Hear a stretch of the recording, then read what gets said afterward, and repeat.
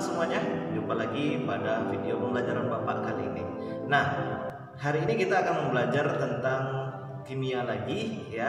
Pada video pembelajaran kali ini apa yang akan Bapak sampaikan? Nah, anak-anak, pada video pembelajaran sebelumnya kita telah membahas tentang atom, penemu atom ya, model-model atom serta struktur atau partikel penyusun atom. Nah, pada hari ini kita akan lanjutkan apa materi kita tentang atom ini. Nah, materi kita tentang selanjutnya itu adalah tentang sistem periodik unsur. Kita melihat nomor atom bagaimana, kita melihat nomor massa, isotop, isoton, isobar, dan isoelektron. Nah, bagaimana caranya? Nah, sekilas Bapak melihat sistem periodik unsur. Nah, apa yang maksud dengan sistem periodik unsur itu anak-anak? Sistem periodik unsur itu adalah susunan dari tiap-tiap atom yang tersusun di dalam tabel periodik unsur.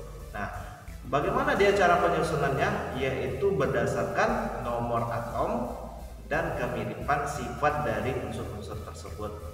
Nah, ini dia yang maksud dengan tabel periodik unsur anak-anak semuanya.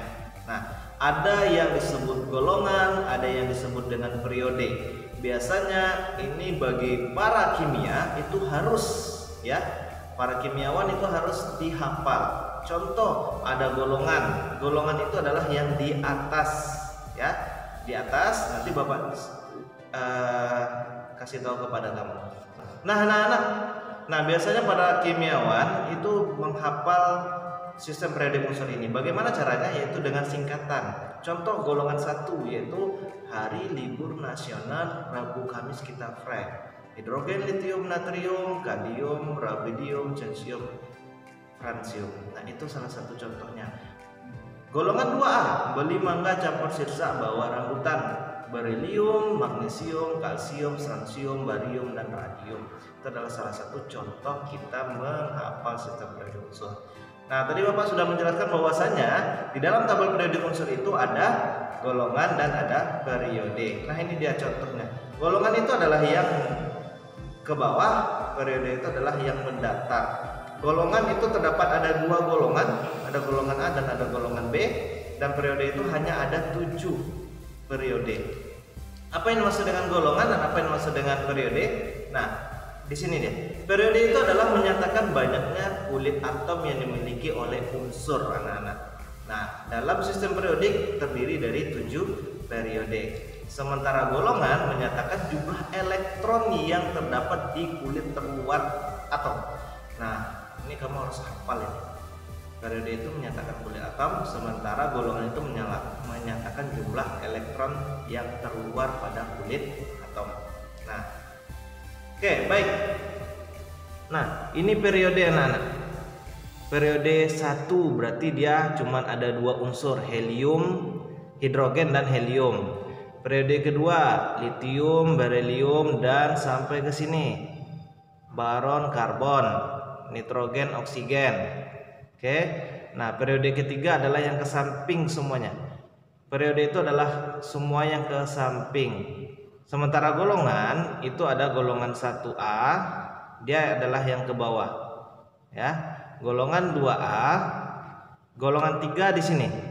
Golongan 3A, 4A, 5A, 6A, 7A, dan 8A. Golongan cuman ada 2, yaitu golongan A dan B. Setiap golongan dia memiliki 8 golongan. Ada 1A, 2A, 3A, 4A, 5A, 6A, 7A, dan 8A.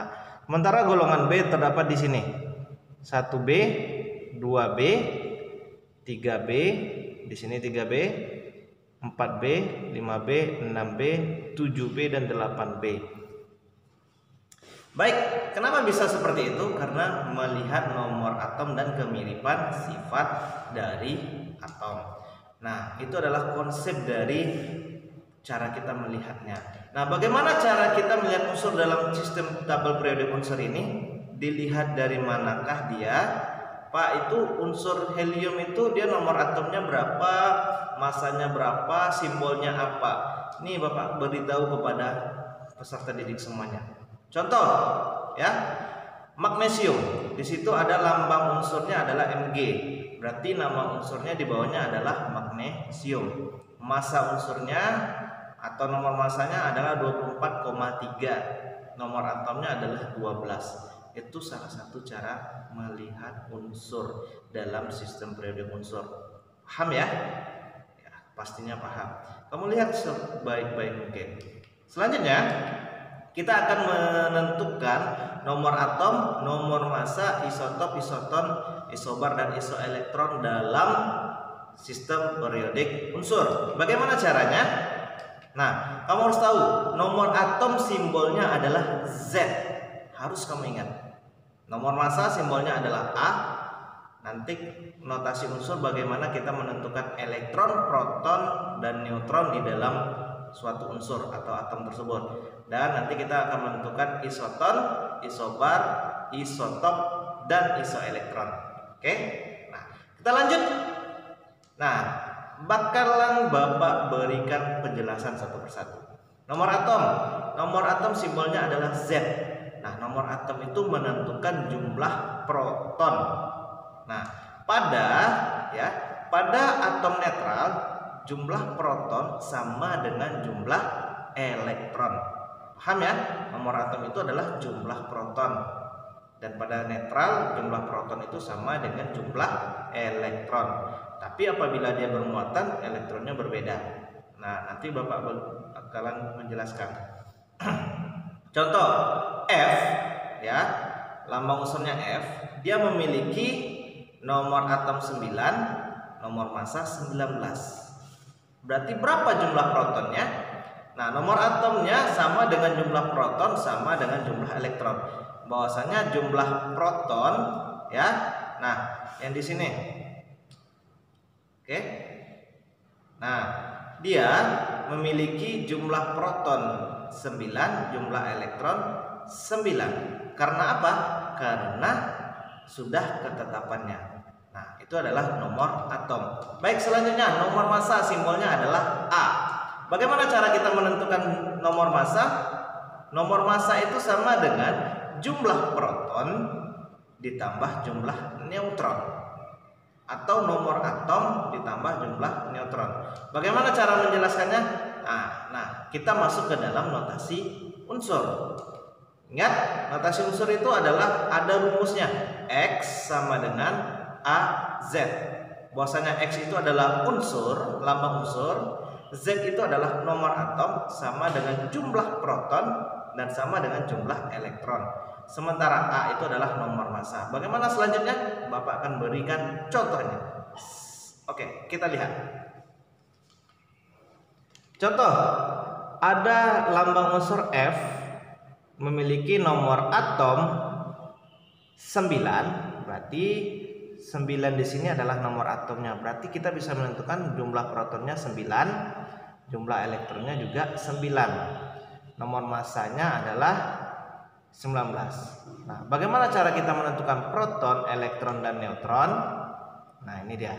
Jumlah protonnya 9, jumlah elektronnya 9. Maka jumlah neutronnya berapa jumlah neutronnya? Nah, nomor massa yang 19 ini dikurang 9. Berarti jumlah neutronnya adalah 10. Sampai di sini paham anak-anak? Ya, Bapak harapkan paham ya. Oke, anak-anak semuanya. Nah, Bapak berikan contoh yang kedua. Ag, argentum ya. Dia memiliki nomor massa 108, nomor atom 47. Berarti kita bisa menentukan bahwasanya elektronnya 47, protonnya 47, dan neutronnya adalah 108 dikurang 47, yaitu adalah 61. Nah, berarti dia memiliki proton 47, elektron 47, neutron 61. Sampai di sini sudah paham? Ya. Nanti bakalan Bapak tunjukkan video pembelajaran selanjutnya. Anak-anak, di sini Bapak akan memberikan suatu contoh di mana cara kita menentukan proton, elektron, dan neutron dari suatu unsur. Nah, di sini Bapak unsurkan adalah karbon. Karbon memiliki nomor massa 10, nomor atomnya 6. Bagaimana cara menentukannya? Berarti di sini nomor atom sama dengan proton sama dengan elektron. Berarti berapa nomor atom, berapa proton elektron dari karbon? Berarti protonnya 6, elektronnya 6. Berapa neutronnya anak-anak? Maka neutronnya adalah kita kurangi ini saja, 10 dikurang 6, 10 dikurang 6, berarti neutronnya adalah 4. Oke, paham ya? Nah, bagaimana kalau karbonnya ini bermuatan plus? Bagaimana kalau karbonnya bermuatan plus? Berarti protonnya tetap 6, elektronnya kalau dia bermuatan positif berarti kita kurang. Berarti 6 dikurang 1. Kenapa dia 1 dikurang? Karena dia positif 1. Kalau dia positif 2, maka kita kurangi 2. Oke? Nah, 6 dikurang 2 hasilnya adalah 4. Kalau dia positif 1 saja berarti 6 dikurang 1 hasilnya 5. Protonnya tetap 6, elektronnya yang berkurang. Nah, neutronnya bagaimana? Neutronnya tetap 10 dikurang 6, tetap 4. Oke. Bagaimana kalau dia negatif? Kalau dia negatif berarti negatif 2. Berarti protonnya tetap 6, elektronnya 6 ditambah 2. Berarti elektronnya 8, sementara neutronnya tetap 10 dikurang 6. Hasilnya tetap 4. Nah, kalau dia positif berarti dia dikurang, kalau dia negatif berarti dia ditambah muatannya. Begitulah cara kita menentukan proton, elektron, dan neutron jika dia bermuatan. Oke? Baik anak-anak, ini adalah latihan soal kita yang pertama. Silakan kamu tentukan proton, elektron, dan neutron dari unsur-unsur berikut ini. Gunakan cara yang seperti Bapak jelaskan tadi. Paham ya? Oke. Selanjutnya kita bahas tentang isoton, isotop, isobar, dan isoelektron. Apa yang dimaksud dengan isotop? Isotop itu adalah atom-atom yang mempunyai nomor atom sama tetapi nomor massa yang berbeda. Nah, contohnya di sini. Ini adalah contoh nomor atom yang sama. Ini dia 13 7N, 14 7N, 15 7N. Mana dia yang sama nih nomor atomnya? Nomor atom yang sama. Itu disebut dengan isotop. Yang kedua, isoton, yaitu mempunyai jumlah neutron yang sama. Nah, bagaimana cara melihat jumlah neutron tadi? Yaitu nomor massa kita kurangi dengan nomor atom. 39 kurang 19 hasilnya adalah 20. 40 kurang 20 berarti neutronnya 20. Berarti ini sama-sama memiliki neutron 20. Isobar adalah atom-atom yang mempunyai nomor massa yang sama. Nomor massa ini adalah yang di atas 13, sama-sama 13. Isoelektron apa? Yaitu atom-atom yang mempunyai jumlah elektron yang sama setelah melepas atau menangkap elektron. Nah, berapa jumlah elektronnya? Elektronnya sama-sama dengan 10. Ya, elektron sama-sama dengan 10. Kenapa? Karena ini 11 karena dia bermuatan 1 positif berarti dia dikurang. Berarti 10. Ini 9 karena dia bermuatan negatif berarti tetap 10. Berarti isoelektron itu adalah mempunyai elektron yang sama saat melepaskan atau menangkap elektron. Baik, anak-anak, latihan kita yang kedua adalah yaitu kamu kerjakan latihan halaman 35 di buku cetak kimia. Kerjakan, kamu kumpulkan di Google Classroom kita. Oke, baik, hanya itu yang dapat Bapak sampaikan.